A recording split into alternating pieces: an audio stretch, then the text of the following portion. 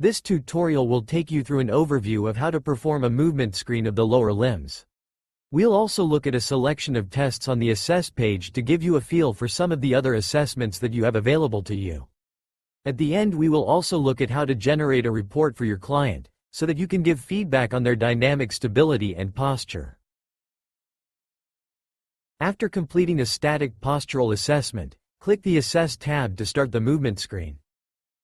The single leg squat test is a great test to do with every client, as it will tell you a lot about your client's strengths and weaknesses around their hips, knees and ankles. To do this test, ask your client to squat up and down on one leg 5 or 6 times.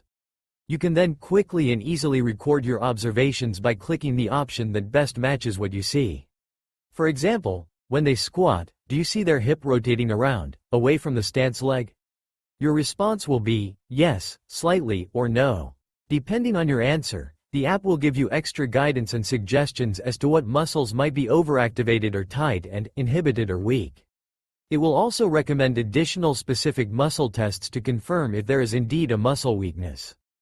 Clicking on a thumbnail image for any of the tests will pop up a voiced-over video, outlining the protocol for the test, as well as a results table for quick reference.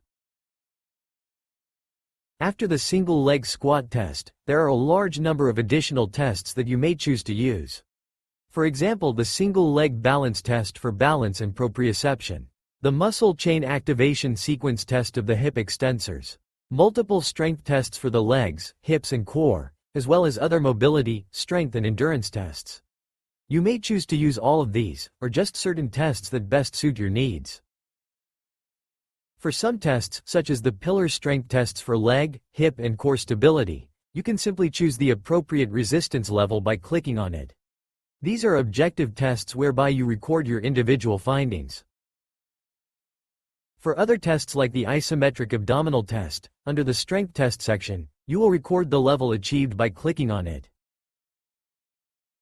And for some tests you will indicate the centimeters or degrees achieved by the client, mainly in the flexibility section of the dynamic tests. The mobility tests displayed here are a great way to identify mobility issues. Furthermore, you'll be able to pinpoint muscle weaknesses and tightnesses, such as the IT band and the shoulder rotators. Here we see some strength and stability tests for the upper body and neck. You can objectively record your observations by selecting the appropriate resistance level achieved. Here we see a selection of strength tests, with an automatic maximum 1 repetition calculation. These are a great tool to get a strength baseline at the start of your client's journey. Retesting them at regular intervals, for example every 6 weeks, will serve as a powerful motivational tool for your clients, and a directional tool for you as their trainer. There is also a section to test athletes' strength and power for those advanced clients needing a challenge. Here we see some specific tests for clients with back pain. These tests were created by Dr. Stuart McGill, a professor in spinal biomechanics and an expert in spinal rehabilitation. The Ruffier squat test is a simple cardiovascular endurance test which involves measuring heart rate before and after performing 30 squats in 45 seconds. It's a fantastic tool for measuring recovery after a cardiovascular effort of short duration. The anaerobic threshold or lactic threshold test will give you a very precise estimation of your client's anaerobic threshold, as well as their running speed at this threshold. It's a perfect test to determine the heart rate training zones for a client's program. The protocol is simple. After a short warm-up, have your client run or speed walk as fast as they can on a treadmill for 30 minutes. The treadmill is set to 1 degree inclination throughout the test. However, your client can adjust the speed as needed. As the coach, you will record your client's heart rate every 5 minutes. The average running speed over the 30 minutes is their lactate or anaerobic threshold speed, while their average heart rate, collected every 5 minutes, over the 30-minute test is the heart rate at their lactate or anaerobic threshold. There are 2 VO2 submax tests available to you on this page. The first allows you to add a VO2 result from any test. The second is the Queen's College Step Test. Click Next to finish the dynamic testing and proceed to complete the evaluation. To find out more about a posture type and its associated inhibited and overactivated muscles, simply click on a posture type and the information will appear below the images. Then, complete the assessment steps by clicking on Finish. You can generate a report for just one evaluation, or if your client has done multiple, you can compare up to 5 different evaluations in the one client report.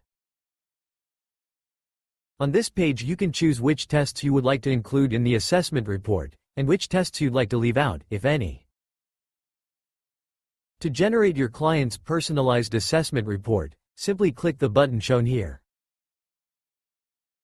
Your client's personalized assessment report will be displayed on the screen and will include graphs and data from up to 5 different assessments. This is perfect for tracking and displaying your client's progress over time. The report will automatically be available for your client in their client or members app. However, if you would like to email the report or print it, then you also have the possibility to generate a PDF version. To do this, simply click the PDF button at the bottom right of the page.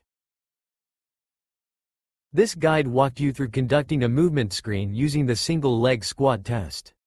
It also outlined some of the other muscle tests available to you in GoX Pro. As best practice, we suggest stepping your client through their results using the assessment or evaluation report as a visual guide. Remember to focus on what they did well, not just what they need to improve.